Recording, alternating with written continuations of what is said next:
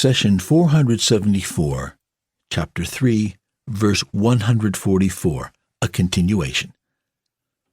وما محمد إلا رسول قد خلت من قبله الرسل أفإن مات أو قتل انقلبتم على أعقابكم ومن ينقلب على عقبيه فلن يضر الله شيئا وسيجزي الله الشاكرين. Muhammad is only a messenger before whom many messengers have come and gone. If he died or was killed, would you revert to your old ways? If anyone did so, he would not harm God in the least. God will reward the grateful. Chapter 3, verse 144. Allah informed us that receiving assistance and victory from Him is not tied to our material humanity. In the previous session, we learned how God empowered our beloved Muhammad, who could barely stand from exhaustion, to kill the tyrant of Quraysh, Ubay ibn Khalaf. In fact, there were many events where God gave Muhammad clear signs that he is indeed the heavenly messenger. Let's look at a few. We start with the Battle of Uhud. Prophet Muhammad, peace be upon him, saw a dream a few nights before. He told his companions, "Indeed, I have seen a good vision. I saw a herd of cows being slaughtered. I saw my sword with a large chip in it, and that I placed my hand into a strong armor."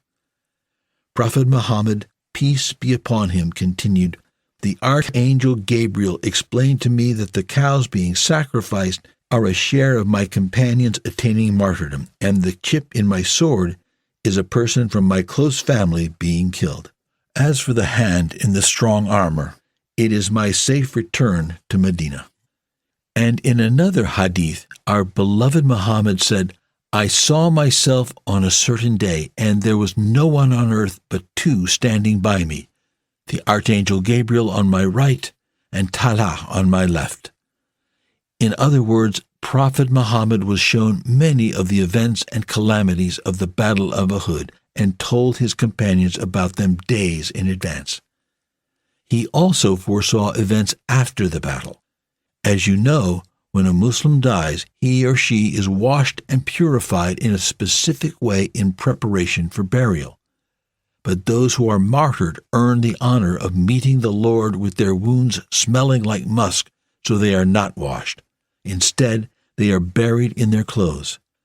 After the Battle of Uhud, as the messenger was helping bury the martyrs, he paused next to Hanzala's body and said, "The angels are washing your friend Hanzala." The companions wondered why Hanzala's treatment went beyond the norm for martyrs. When the messenger returned to Medina, he went to Hanzala's family and inquired. He soon learned that Hanzala had just gotten married and was called to battle on his wedding night, so he rushed to join the army and did not have the chance to take the purification shower. Thus the angels washed him after death. Indeed, God the Exalted granted his messenger signs to confirm to him and the companions that he is the heavenly messenger. The companion Jabir narrates, "There was a Jewish merchant in Medina who used to lend me money when I was in need. We agreed that I would pay him back the next season after harvesting the dates from my palm trees. That particular year, my trees had a very poor yield, and when the merchant came asking for his money, I explained my situation and asked if he could wait till next year's crop. He refused and became angry with me. I felt trapped. Prophet Muhammad heard about my situation from his companions and asked them, 'Take me to Jabir's land. Maybe I can arbitrate and ask the merchant to give him another year.' The merchant said to Muhammad, 'O Abu Qasim, I cannot wait any longer for my money.' The Prophet waited for a while and then intervened with the merchant again, only to receive the same answer. 'O Abu Qasim, I cannot wait.' The Prophet came to me and said, 'Jabir, show me which trees are yours.' So I did. He, peace be upon him, continued, Can you get me a few of your dates and a good place to rest on your land?" I rushed to do as he asked. The prophet ate from my dates and took a nap between my trees. When he woke up, he went back to the Jewish merchant and asked again if he could wait till next year. The merchant refused. Prophet Muhammad looked at me and said, "Jabir, go back to your land and harvest your trees." I found my trees that were bare earlier overburdened with ripe dates. I collected the dates, paid the merchant, and kept the rest for myself. I never had a better year. When Prophet Muhammad saw me coming back, burdened with bags of dates, he smiled and said, "I bear witness that I am the messenger of God." God's support for his messenger extended to protect even his name. When the enemies of Muhammad wanted to curse him, they would not curse the name Muhammad, but a name they had chosen, which is Muthammim. Jamil, wife of Abu Lahab, used to say, "Muthammim we disobey, his command we reject, and his faith we abandon." When these words reached our beloved Muhammad, he smiled and said, "Would you not marvel at how Allah protected me from the harm of the Quraysh? They revile Muthammim and curse Muthammim, and I am Muhammad."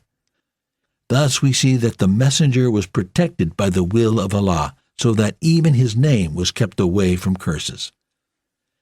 The events of Uhud gave Muhammad's companion a first-class education.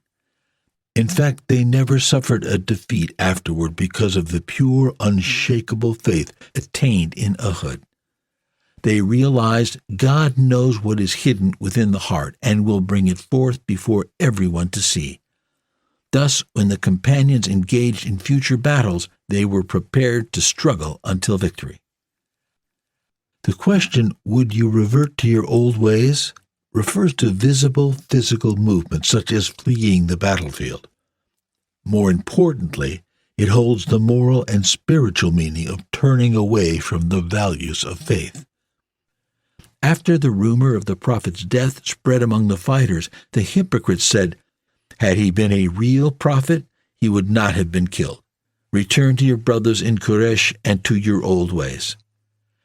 As for those who accepted Islam but were weak in faith, they said, "Let's go to Ibn Ubay so he can arrange with Abu Sufyan a safe passage for us." Upon hearing all this, Anas ibn Nadar stood up and said, "I bear witness before you and absolve myself from what these hypocrites said, and I seek God's forgiveness for what those weak in faith said." The verse continues, "If anyone did so, he would not harm God in the least." Here we ask, does anything we do benefit or harm the Almighty? We answer that Allah is the provider and has always been. This is true even before the existence of those for whom He provides. If God had not been the provider, then how was He able to provide for the first creation? Similarly, Allah is the most merciful even before any creation is present to receive this mercy. He created this universe with the perfection of all His attributes, and these attributes will remain after the creation ceases to exist. God says, "God bears witness that there is no God but Him, as do the angels and those who have knowledge. He upholds justice. There is no God but Him, the Almighty, the All-Wise." Chapter 3, verse 18. Thus, regardless of our beliefs and actions, we did not and cannot add or take away any of God's attributes. He created you and guided you so that you may add value to yourself. The benefits of faith are all for you. Thus, the verse ends with, "God will reward the grateful."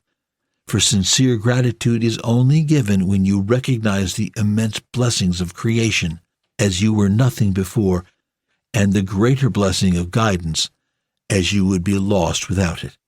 The entire universe was created for your benefit.